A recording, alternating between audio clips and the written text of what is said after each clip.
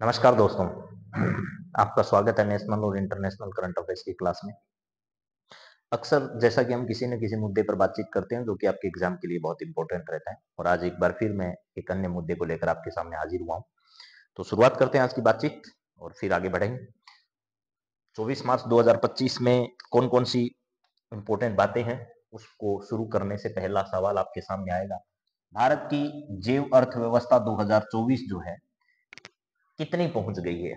जैव अर्थव्यवस्था का मतलब बायो इकोनॉमी जो है, उसमें भारत का क्या योगदान है?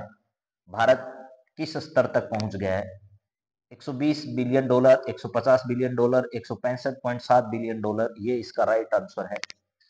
165.7 बिलियन डॉलर तक की हमारी क्या है, बायो इकोनॉमी पहुंच चुकी है, जिसमें बायो प्रोडक्ट्स जो हैं उनसे हमको आय होती है या लेन देन हमारा इस मामले में होता है। राजस्थान करंट अफेयर्स में ऐसा सवाल अभी हाल ही में ईओआरओ के एग्जाम में पूछा गया कि राजस्थान जो है, ये अपनी 5 साल में कितनी जो है वो अर्थव्यवस्था को कहां तक बनाने का लक्ष्य रखा है। तो मैंने कई बार वो बताया था, 350 बिलियन डॉलर का लक्ष्य राजस्थान सरकार में 5 साल तक अपनी अर्थव्यवस्था को बनाने का रखा था, और वो सवाल हजारों बार बातचीत हुआ है राजस्थान करंट अफेयर्स की क्लास में। तो जैव अर्थव्यवस्था 2024 जो है वो भारत की यहां तक पहुंचने का अनुमान है। आगे अगर इस पर बातचीत करें तो जैव अर्थव्यवस्था का लक्ष्य 2030 तक 300 बिलियन डॉलर तक पहुंचाना है। ये भारत के बारे में बात हो रही है, ध्यान रखना। लक्ष्य कितना है? 300 बिलियन डॉलर तक पहुंचाना है, और हम पहुंच कहां गए हैं? 165.7 तक। 165.7 से हमको जाना कहां है? 300 बिलियन डॉलर तक का सफर तय करना है। जैव अर्थव्यवस्था में कृषि है, बायो फार्मा है और बायो एनर्जी जो है, ये तीनों घटक शामिल है। भारत जैव ईंधन उत्पादन में विश्व के शीर्ष 5 जो देश हैं उन देशों में क्या है? शामिल है।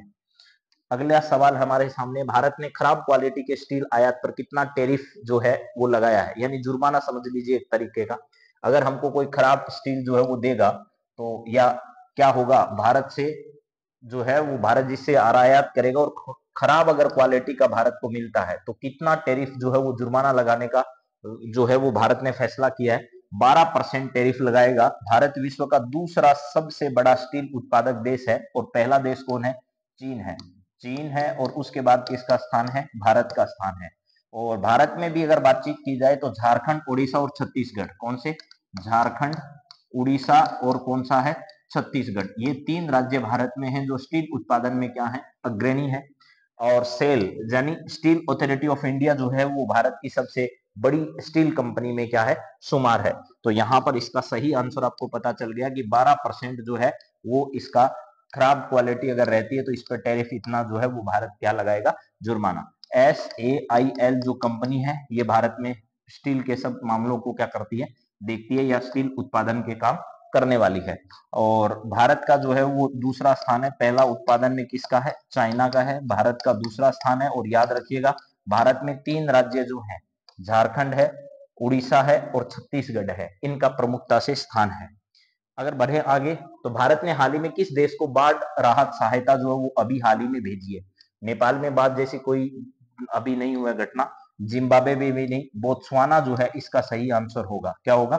बोत्सवाना जो है वो इसका राइट आंसर होगा। यहाँ पर बोत्सवाना में अभी हाल ही में जो बाढ़ की घटना हुई है उसके लिए भारत ने अपनी राहत सामग्री जो है वो भेजी है। भारत अपने सभी देशों के साथ जो मित्रता रखता है उन सबको हेल्प करता है, और मानव जहां पर भी मानव जात पर संकट आता है उस समय भारत हमेशा खड़ा रहता है, दुनिया में किसी भी देश के साथ हो चाहे। अगला सवाल है, बोत्सवाना की राजधानी जो है वो गेबोरोन है, और यहाँ पर दक्षिणी अफ्रीका का देश है जो कि लैंड लॉक देश है, यानी चारों तरफ से भूमि से घिरा हुआ भाग है। और भारत ने हाल ही में अफ्रीकी यूनियन जो शिखर सम्मेलन है उसमें भी क्या किया था? भाग लिया था भारत ने। इसके बाद बात करें, भारत ने 2030 के कॉमनवेल्थ गेम्स की मेजबानी के लिए किस शहर को प्रस्तावित किया? बहुत इंपॉर्टेंट सवाल है। भारत का ऐसा कौन सा शहर है जहां पर कॉमनवेल्थ गेम्स 2030 का आयोजन किया जाएगा? तो आपको पता होना चाहिए, अहमदाबाद, गुजरात के अंदर। अहमदाबाद, यानी मोदी जी है ना, जो दूसरे राज्यों की कमाई का कोई मौका नहीं देते हैं। कोई भी बड़ा इवेंट होता है तो कहां पर होगा? गुजरात के अंदर होगा, ताकि वहां के लोगों की आय जो है वो अपने आप बढ़ जाती है। हालांकि ऐसा आरोप नहीं लगा सकते, पूरे देश भर में अलग अलग कार्यक्रम होते हैं, जैसे प्रयाग में अभी यूपी में हुआ, तो ये मजाक की बात है, लेकिन फिर भी ध्यान रखना है। अभी गुजरात के अंदर जो है वो वन तारा नाम का एक जो है वो क्या खोला गया था? जो जीव जंतु है उनके लिए रिलायंस ग्रुप के द्वारा, अंबानी परिवार जो उनके द्वारा खोला गया था अभी हाल ही में गुजरात में भी। तो इसका सही आंसर क्या है? गुजरात है। और अहमदाबाद जो है ये बहुत पॉपुलर शहर है गुजरात का। और सूरत, बेंगलोर, ये सूरत, अहमदाबाद, ये सब शहर जो है सूती वस्त्र उद्योग के लिए भी बड़े फेमस यहाँ पर है। हैदराबाद नहीं है, बेंगलुरु भी नहीं। मुंबई, मुंबई महाराष्ट्र में स्थित है और देश की आर्थिक राजधानी है। बेंगलुरु कर्नाटक की राजधानी है और इसे आईटी सेक्टर का हब कहा जाता है। हैदराबाद जो है वो प्राचीन समय की रियासत थी जिसको आजादी से पहले आसानी से भारत में नहीं मिलाया गया, लेकिन आजादी मिलने के बाद इसे जो है वो कड़ी कार्रवाई के द्वारा सरदार पटेल के द्वारा जो है हैदराबाद रियासत को भारत में मिलाया गया। और आज जो हैदराबाद है वो वर्तमान के तेलंगाना राज्य में क्या है? स्थित है जी। चलिए नेक्स्ट सवाल है, अहमदाबाद गुजरात का सबसे बड़ा शहर है और यूनेस्को की विश्व धरोहर सूची में हेरिटेज सिटी में शामिल है। और एक राजस्थान का शहर है हेरिटेज सिटी के अंदर, वो है जयपुर। भारत के दो शहर जो है वो हेरिटेज सिटी के अंदर शामिल है, जिसमें गुजरात का अहमदाबाद है और राजस्थान का जयपुर शहर है। इसके बाद में मोटेरा स्टेडियम, जिसका नाम नरेंद्र मोदी स्टेडियम कर दिया गया था क्या, लेकिन विश्व का सबसे बड़ा क्रिकेट स्टेडियम जो है यहाँ पर क्या स्थित है, यानी विश्व का दूसरा सबसे बड़ा कह दीजिएगा। तीन स्टेडियम जरूर याद रखिएगा। एक स्टेडियम है मेलबर्न क्रिकेट स्टेडियम जो कि ऑस्ट्रेलिया में है। दूसरा आपका मोटेरा स्टेडियम जिसका नाम नरेंद्र मोदी स्टेडियम है। और तीसरा स्टेडियम जो है वो राजस्थान के जयपुर में बनाया जा रहा है, जो विश्व का तीसरा सबसे बड़ा स्टेडियम होगा। तो ये तीन ध्यान रखने हैं। इसके बाद में 23 मार्च को कौन सा दिवस मनाया जाता है? तो 23 मार्च को हमने शहीद दिवस मनाया होगा, जिसमें आपको पता होगा भगत सिंह और इसके अलावा सुखदेव और राजगुरु, सुखदेव और राजगुरु, इन तीनों को जो शहादत इन्होंने देश की आजादी के लिए दी, उसकी याद में हम लोग शहीद दिवस जो है वो हम लोग क्या करते हैं? मनाते हैं। तो 12 तारीख याद होगी आपको, राष्ट्रीय युवा दिवस। 12 जनवरी को क्या किया जाता है? मनाया जाता है। स्वास्थ्य दिवस की अगर बातचीत की जाए तो 7 अप्रैल के दिन ये दिवस जो है वो क्या किया जाता है? मनाया जाता है। इस दिन की अगर बातचीत की जाए तो 21 जून जो है, 21 जून को ये दिन जो है वो मनाया जाता है। नेक्स्ट बात करें, 23 मार्च को भगत सिंह, सुखदेव, राजगुरु को श्रद्धांजलि दी जाती है। इसके बाद में 30 जनवरी जो है इसको शहीद दिवस, गांधी जयंती मनाई जाती है। और स्वतंत्रता सेनानियों के लिए 11 मई को भी शहीद दिवस जो है वो मनाया जाता है। इसके बाद बात करें, आदि रंग महोत्सव जो है इसका आयोजन किस संस्था द्वारा किया गया? आदि रंग महोत्सव जो है इसका आयोजन किस संस्था के द्वारा अभी हाल ही में किया गया? तो संगीत नाटक अकादमी जो है इसके द्वारा, नाट्य विश्वविद्यालय द्वारा, संस्कृति संबंध, ललित कला नहीं, ये भी नहीं है, संगीत नाटक और राष्ट्रीय नाट्य विद्यालय, और दो चीजें, इन दोनों में से आपको सही जवाब जो है वो देना है। तो यहाँ ध्यान रखना है, राष्ट्रीय नाट्य विद्यालय जो है इसके द्वारा इसका क्या किया गया? आयोजन, जो कि कहां पर स्थित है? नई दिल्ली के अंदर स्थित है। 1959 में इसकी स्थापना हुई, जिस दिन इसरो की स्थापना हुई उसी दिन जो है वो राष्ट्रीय नाट्य विद्यालय जो है इसकी क्या की गई थी? स्थापना की गई थी। तो यहाँ पर भारत रंग महोत्सव की एनएसडी द्वारा आयोजित किया जाता है, यानी भारत रंग महोत्सव जो है इसका आयोजन भी किया जाता है। राष्ट्रीय नाट्य विद्यालय जो है यहाँ पर नई दिल्ली में, उसके द्वारा इसका आयोजन होता है। नेक्स्ट बात करें तो विश्व जल दिवस जो है वो 22 तारीख को क्या किया गया था? मनाया गया था। 22 मार्च को जल दिवस जो है वो मनाया गया, ठीक है।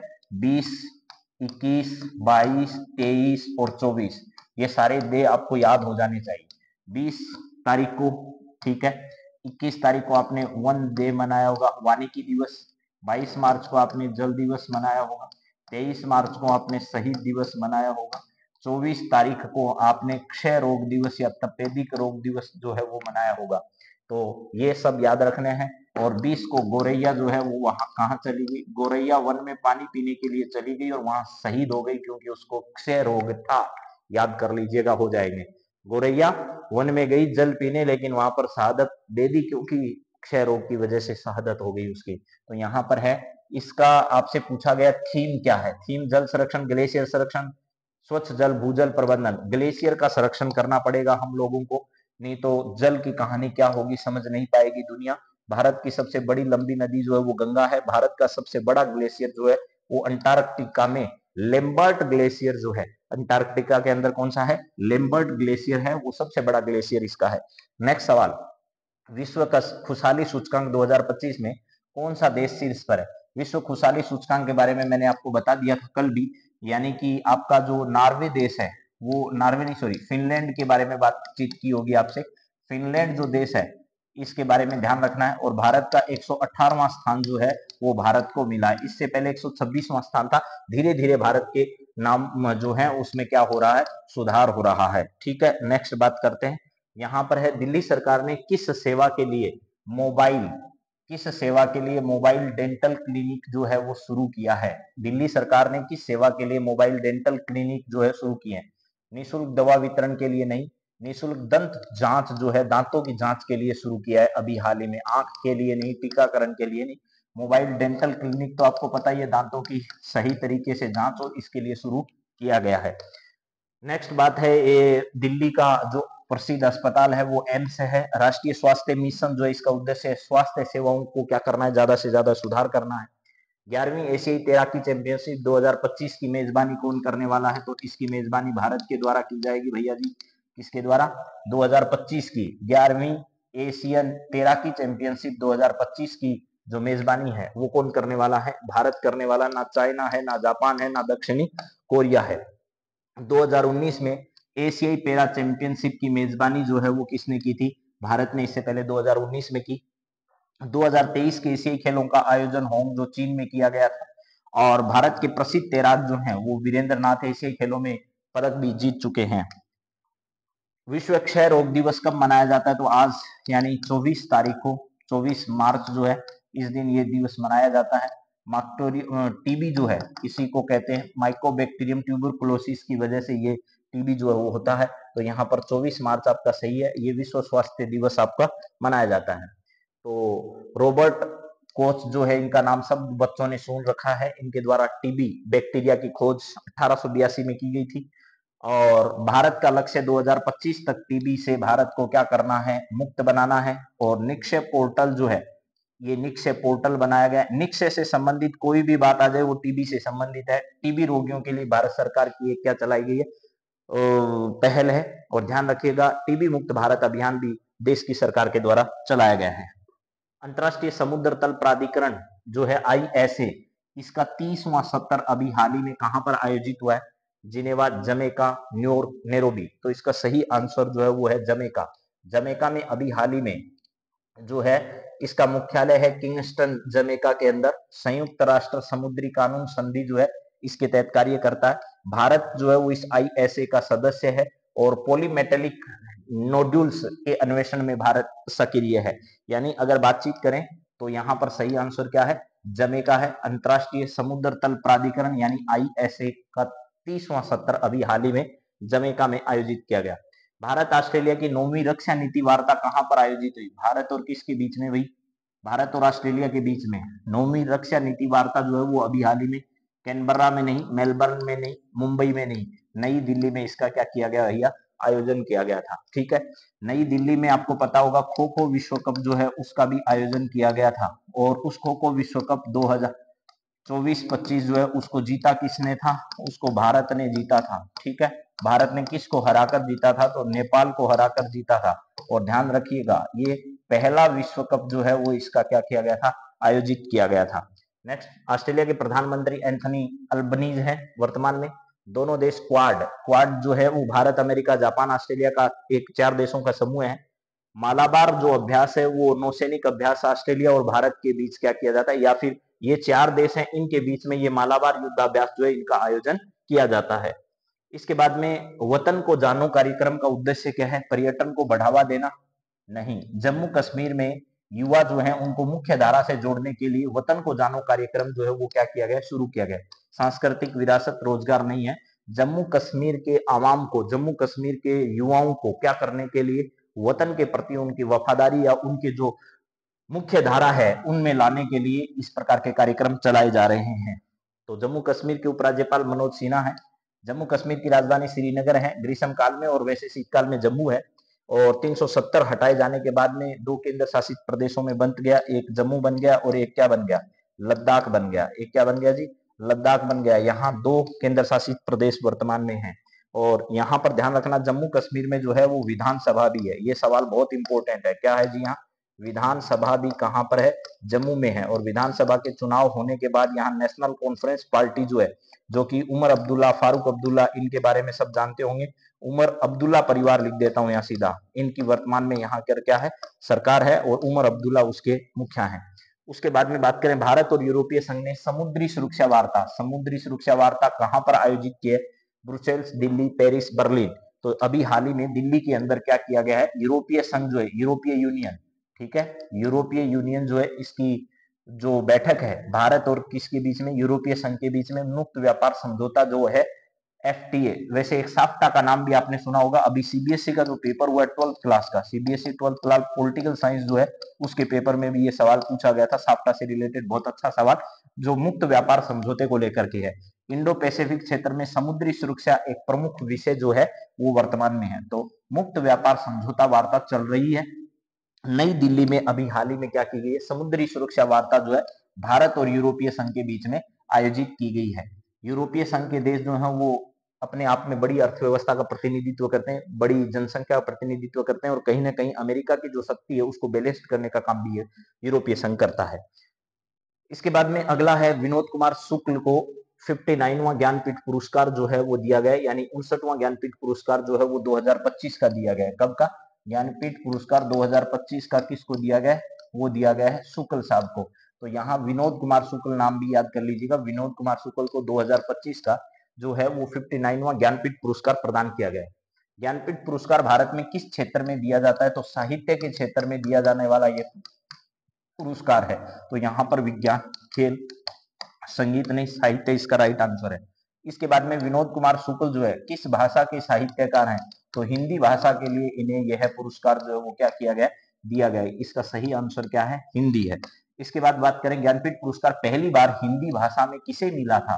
तो हरिवंश राय बच्चन को पहली बार नहीं मिला था, महादेवी वर्मा, सुमित्रा नंदन पंत और रामधारी सिंह दिनकर। तो यहाँ सही जवाब है सुमित्रा नंदन पंत जो है, इनको पहली बार हिंदी भाषा के लिए ज्ञानपीठ पुरस्कार जो है वो प्रदान किया गया था। फिर है नौकर की कमीज जो है, यह है उपन्यास के लेखक कौन है? मणिकौल है, विनोद कुमार शुक्ल है, गुलजार है और अमृता प्रीतम है। तो यहाँ पर विनोद कुमार जो शुक्ल हैं, इनके बारे में जरूर आपको पता होगा। यहाँ पर लिखा हुआ है 58वां ज्ञानपीठ पुरस्कार किन दो साहित्यकारों को संयुक्त रूप से दिया गया था? तो यहाँ पर गुलजार और जगत गुरु राम भद्राचार्य जो है, इनको दिया गया था, या फिर हरिवंश राय बच्चन और सुमित्रा नंदन पंत, या रामधारी सिंह दिनकर और महादेवी वर्मा। तो गुलजार और जगत गुरु राम भद्राचार्य जो है, इनको यह पुरस्कार जो है वो दिया गया था। ठीक है। ज्ञानपीठ पुरस्कार की स्थापना 1961 में की गई थी। 62 में भारत चीन युद्ध हुआ, उससे एक साल पहले, याद कर लेना। ज्ञानपीठ पुरस्कार किस संस्था द्वारा दिया जाता है? तो ज्ञानपीठ पुरस्कार जो है वो केंद्रीय हिंदी संस्था नहीं देती है, नेशनल बुक ट्रस्ट नहीं देता है, ये भारतीय ज्ञानपीठ जो है वो इस नाम की एक संस्था जो है उसके द्वारा यह पुरस्कार जो है दिया जाता है। इसके बाद ज्ञानपीठ पुरस्कार प्राप्त करने वाली पहली महिला साहित्यकार कौन थी? पहली महिला साहित्यकार इसमें कौन है? महाश्वेता देवी, महादेवी वर्मा, आशापूर्णा देवी, कृष्णा सोबती। तो महादेवी वर्मा को पहली बार यह पुरस्कार जो है वो दिया गया था। इसके बाद निम्न में से कौन सा कथन सही है? ज्ञानपीठ पुरस्कार केवल हिंदी भाषा के साहित्यकारों को दिया जाता है। यह पुरस्कार केवल काव्य साहित्य के लिए दिया जाता है। ज्ञानपीठ पुरस्कार भारतीय भाषाओं में साहित्य के लिए दिया जाता है। यह पुरस्कार केवल अंग्रेजी नहीं, ये सही है। ज्ञानपीठ पुरस्कार भारतीय भाषाओं में साहित्य के लिए जो है वो दिया जाने वाला एक प्रसिद्ध पुरस्कार है। ये 25 सवाल मैंने राष्ट्रीय और अंतर्राष्ट्रीय करंट अफेयर्स के बारे में मैंने आपसे डिस्कस किए। हालांकि मैंने बहुत संक्षिप्त में आप लोगों से बातचीत की है और सभी बिंदुओं को कवर करने का प्रयास किया।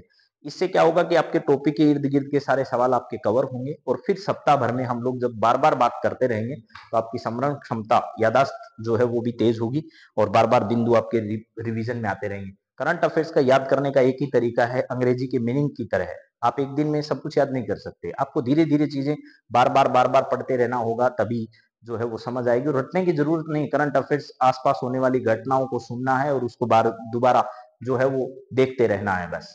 तो थैंक यू, आप सभी का बहुत बहुत आभार। गुड नाइट, फिर मिलते हैं आप लोगों के साथ। क्लास कैसी लग रही है, ऐसा बहुत कम लोग बताते हैं, तो जो नहीं बता पा रहे हैं वो भी कमेंट करके मुझे जरूर बताइए। इससे मुझे जरूर हौसला मिलता है कि आप लोगों के लिए मेहनत करने का प्रयास मुझे अच्छा हो रहा है। Thank you, good night.